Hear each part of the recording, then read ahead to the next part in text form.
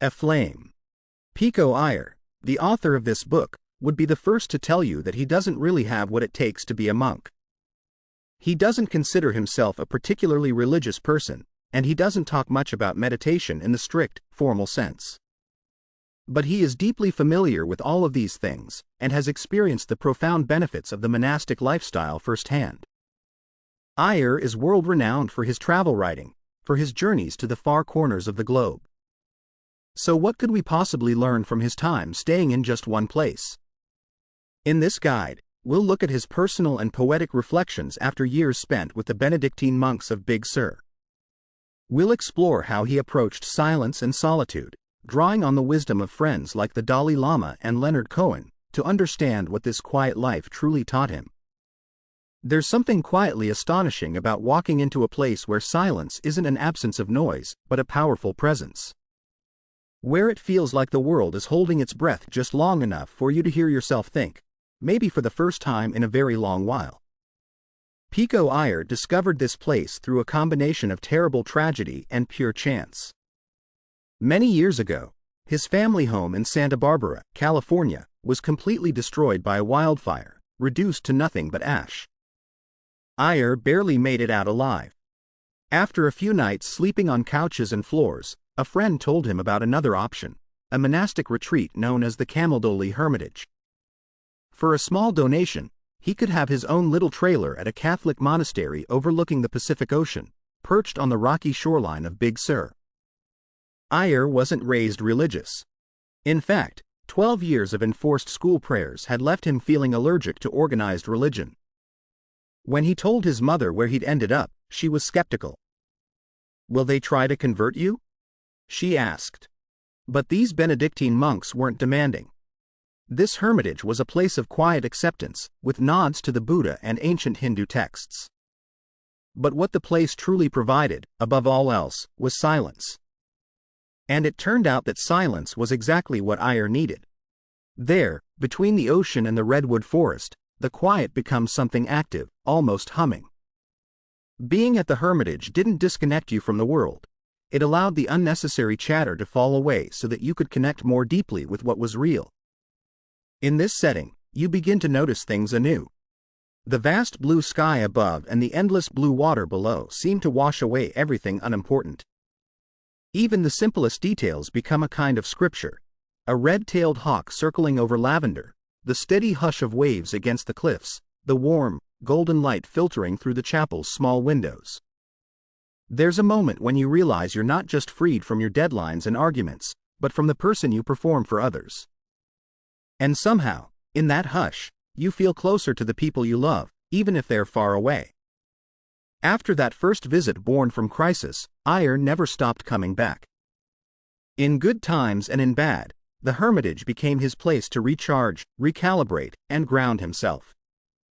A friend once asked him, "Isn't it kind of selfish to run off to a monastery? To leave your loved ones behind so you can just sit in silence?" Iyer understands how it might look from the outside. But his conclusion is this: it isn't selfish if that time in the monastery is the very thing that makes you less selfish when you return to the world. This brings to mind the famous American philosopher Henry David Thoreau. His book Walden has given him the reputation of being a recluse who praised the virtues of being a hermit. But a closer look at Thoreau's motivations reveals a profound dedication to his community. He retreated to his cabin in the woods not to escape the world, but to see it more clearly, in its proper proportions. This is precisely the spirit of the hermitage. The monks themselves are not detached escapees. They live as a harmonious unit, tied to obligations and service until their last breath. They remind us that contemplation is about opening your eyes fully to everything around you. This impulse to find perspective is timeless. The silence of a retreat is a space alive with possibility, where you're invited to let your mind grow quiet enough to catch the soft, essential truths that can only arrive when everything else falls away.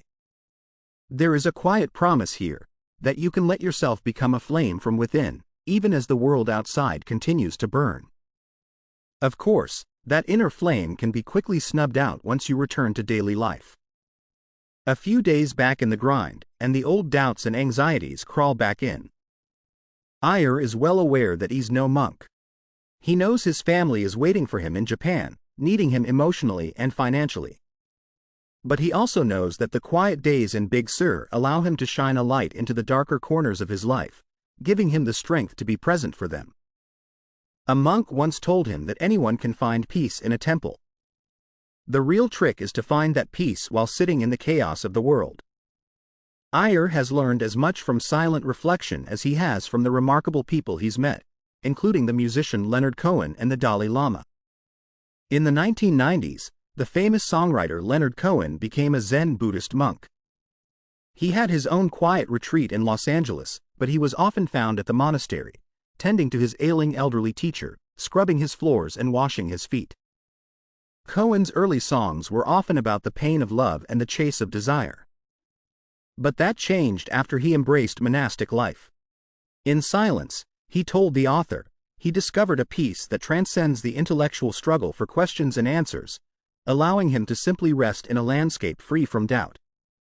His songs never hid his defeats, but they began to explore a deeper reality, one you can believe in even if you can't fully comprehend it. The Dalai Lama, on the other hand, has spent a lifetime meditating on the causes and solutions to suffering. When he thinks about the saddest moment of his life, he recalls his exile from Tibet, when he had to part ways with the brave escorts who had guided him to safety, knowing they were returning home to their certain deaths. And when he considers his most cherished achievement, it is not winning the Nobel Prize. Instead, he thinks of a time he met a man from Johannesburg who felt hopeless under apartheid, unable to work or vote. The Dalai Lama believes that after their encounter, the man left with a renewed sense of hope. That single human connection lives larger in his memory than the world's highest honors. This kind of perspective is precisely what solitude cultivates. It's an inward journey that clarifies what truly matters, allowing you to return to the world with a greater capacity for service and love. Monastic living is the deepest expression of this principle. While some may see it as a preparation for death, it is, in fact, a profound education in how to fully live. At the Hermitage, Iyer spends quiet days with monks who've traded busy former lives for a rhythm of prayer and stillness. One monk used to be an artist, and he now paints prayers with colors that glow like moonlight on water. Another shares how becoming a monk is a 10-year unwinding of the self, a journey of facing one's own shadows and longings.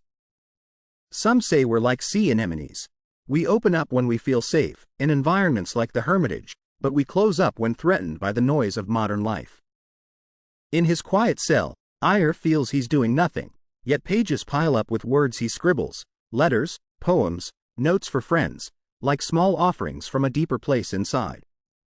Here, without distractions, he notices the flowers, hears the sea lions, and feels the stars above Highway 1 like blessings in the dark. He remembers how, when his father was dying, the only thing that made him feel prepared was the inner resource he'd gathered in silence, a strength that transcends anything on a resume or in a bank account. The monks at the Hermitage are so full of life. Some seem to literally glow. They are bright, unpretentious, sociable, teasing each other, cooking meals with care and color. One monk explains this simple act is rooted in the need to bring a little brightness into the other's day. They're living close to the bone, a simple existence that gives rise to an incredible lightness. Here, contemplation is the practice of seeing suffering and anxiety with clarity. Empathy blooms.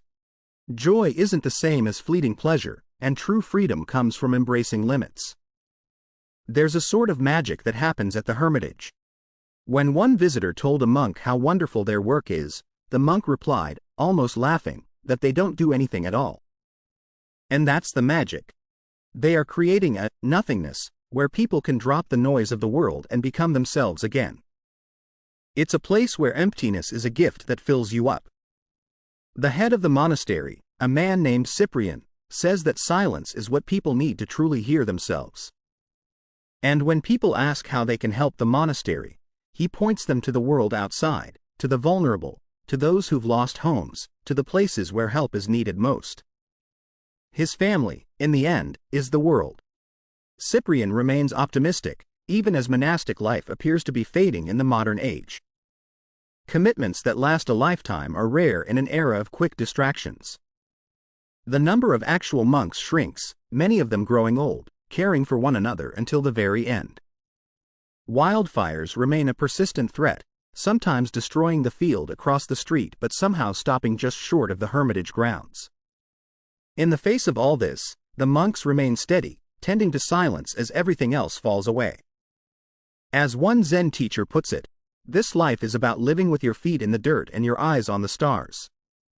It's between the stars and the stones, between silence and action, that we find what truly matters, and what survives the fires, the storms, and the endless noise of our restless world. The deepest journey we can take is a process of learning how to be present with what is already around us, and within us. The most courageous step forward is often one of stepping back, an act that grants us new, clear eyes to see the world and ourselves. This is a reminder that even in moments of uncertainty, there is room for clarity, and that by creating space within ourselves, we can meet the world, and each other, with deeper compassion and presence.